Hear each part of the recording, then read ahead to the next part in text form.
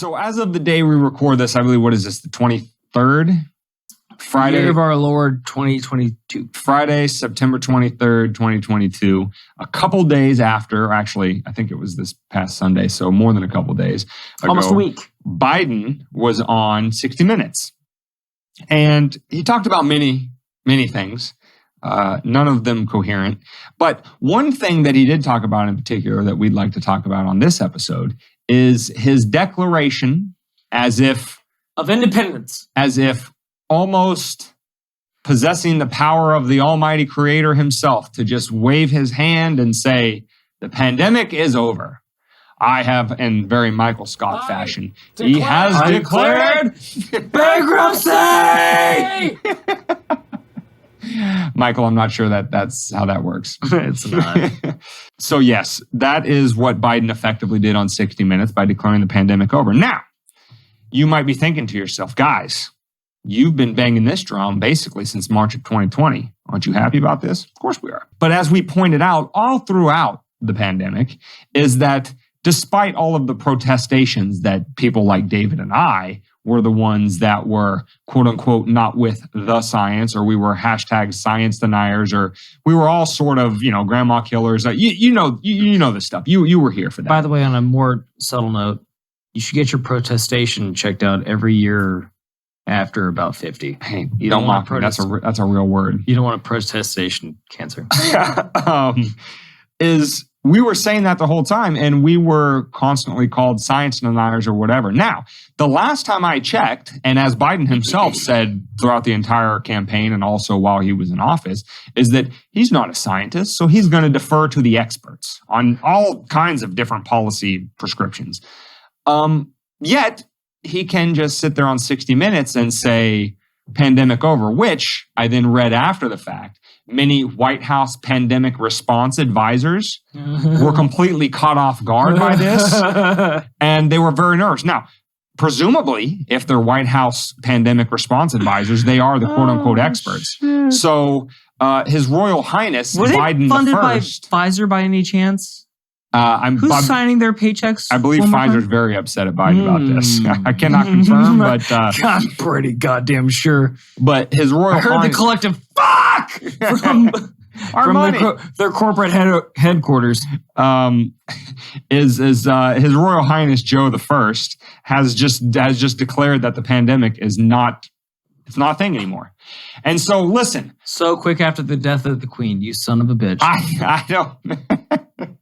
I don't know about you, but I'm pretty sure that's not how science works. I'm pretty sure that it was the Fauciites who told us all throughout COVID that the pandemic is not political. You are making it political. Despite the fact that, they wanted anybody who didn't agree with them to be punished politically and sometimes in actuality up to and including concentration camps, et cetera, et cetera. Up to getting fired. But all of the hypocrisies aside, we just thought that was rather funny that Joe just basically... It was never really a thing to begin with, and I don't even know why we did anything about it, you know what I mean? Like, 2 years. 2 years, Joseph. Mind if I call you Joseph? I'm going to call you it anyway. Mr. President Joseph, we're in a real sticky situation right now because of this little pandy. And if you just come out on 60 Minutes while you're walking through a gallery of cars, by the way, very fine cars, because you had to be there for what fucking reason exactly?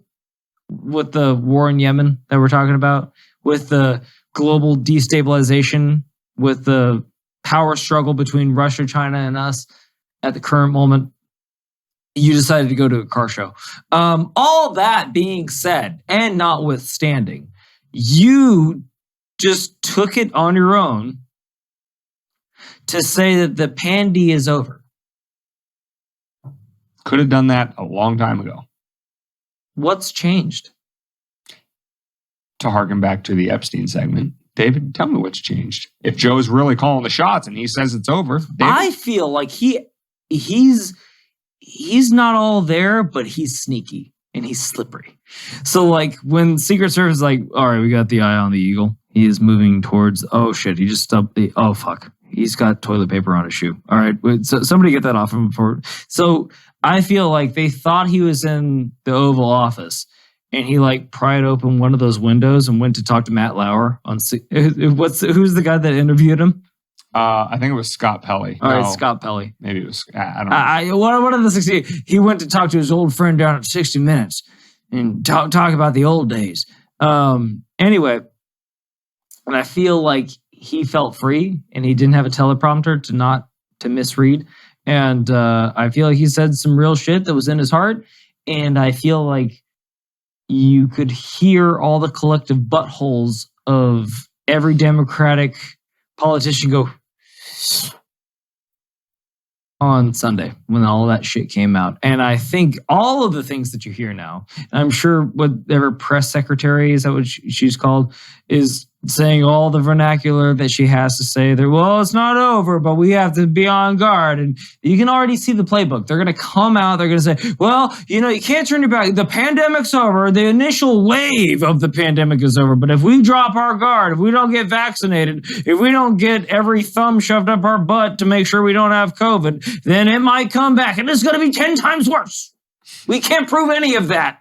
But we're going to tell you that it's going to be so we can make more profit off of your fear, which is what... Oh, I said the quiet part out loud. Yeah, you're not supposed to say that. I was in the role. I absorbed This it. is probably what got us kicked off of TikTok. Probably. Saying that kind of stuff. Probably. Definitely not, showing my butthole to everybody. But listen, I got to say, for those of you blue no matter who folks who cheered Biden's election because at least he wasn't orange man bad, here's a fundamental conundrum that he's just recently placed you in that, listen, we can't do this for you, and God knows you wouldn't listen to us even if we tried. You're going to have to make this decision for yourself. Either Joe is in control and completely contrary to following #the science. May God help us. Because a president is neither knowledgeable enough nor is he godly enough to be able to just declare the end of a pandemic and then therefore make it so. And if that's the case, then your guy, who was much, much better than Orange Man Bad, has decided to politicize the pandemic. And you ask me how that's the case? Well, because he sees what the poll numbers are.